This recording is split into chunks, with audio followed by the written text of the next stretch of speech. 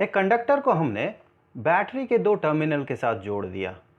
इससे हुआ क्या, इस कंडक्टर के दोनों एंड में पोटेंशियल डिफरेंस बना, जिस पोटेंशियल डिफरेंस के कारण इस कंडक्टर में चार्ज फ्लो करने लगा। प्रैक्टिकली इस कंडक्टर में जो फ्री इलेक्ट्रॉन्स होंगे वो फ्री इलेक्ट्रॉन्स फ्लो करेंगे और उन फ्री इलेक्ट्रॉन्स का फ्लो का जो डायरेक्शन होगा, फॉर एग्जांपल यहाँ फ्री इलेक्ट्रॉन्स का फ्लो का डायरेक्शन होगा ये, क्योंकि ये है हायर पोटेंशियल, ये एंड है हायर पोटेंशियल में और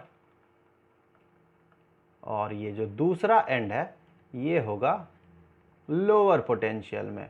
और हमें पता है कि नेगेटिव चार्ज ये लोअर पोटेंशियल से हायर पोटेंशियल की तरफ मूव करता है।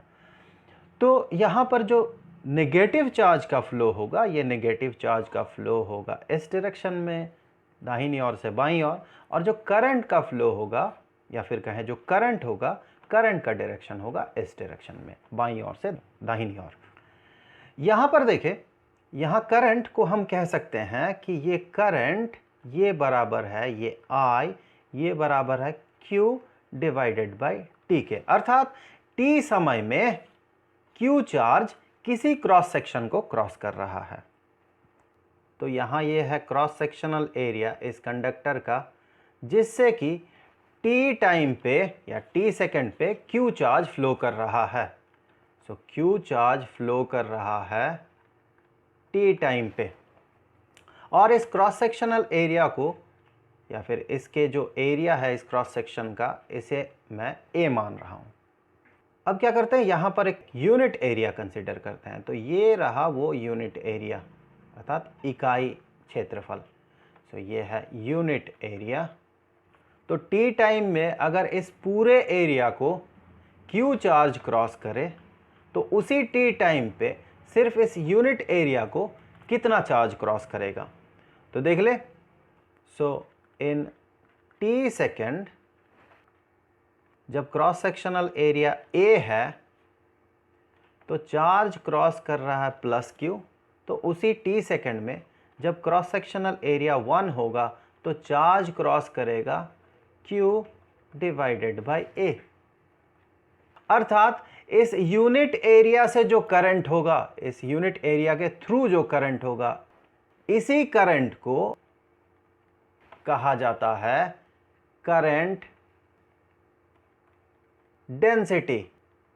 करंट डेंसिटी को हम J से डिनोट करते हैं, तो हम कह सकते हैं current density J is equal to उतना ही करंट जितना कि इस यूनिट क्रॉस सेक्शनल एरिया को क्रॉस कर रहा है प्रति सेकंड। तो कितना चार्ज T सेकंड में इस यूनिट एरिया को क्रॉस कर रहा है, इतना चार्ज।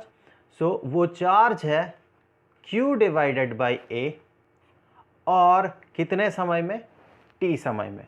तो इसी को हम कुछ ऐसा भी लिख सकते हैं, Q divided by T into A।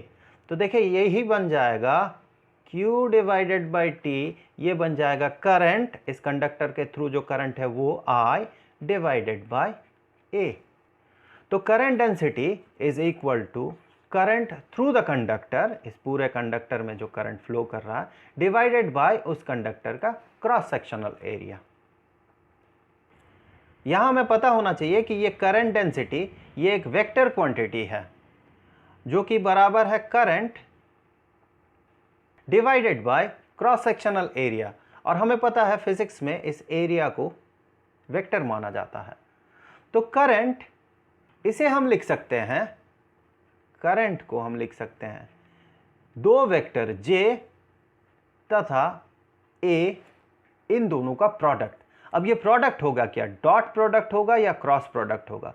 ध्यान से देखें, ये I ये वेक्टर क्वांटिटी नहीं है, ये बहुत हद तक स्केलर क्वांटिटी है, मतलब ये सारे स्केलर रूल ही फॉलो करता है। तो यहाँ पर ये क्रॉस प्रोडक्ट नहीं होगा, क्योंकि हमें पता है दो वेक्टर का क्रॉस प्रोडक्ट हमें वेक्टर देता है।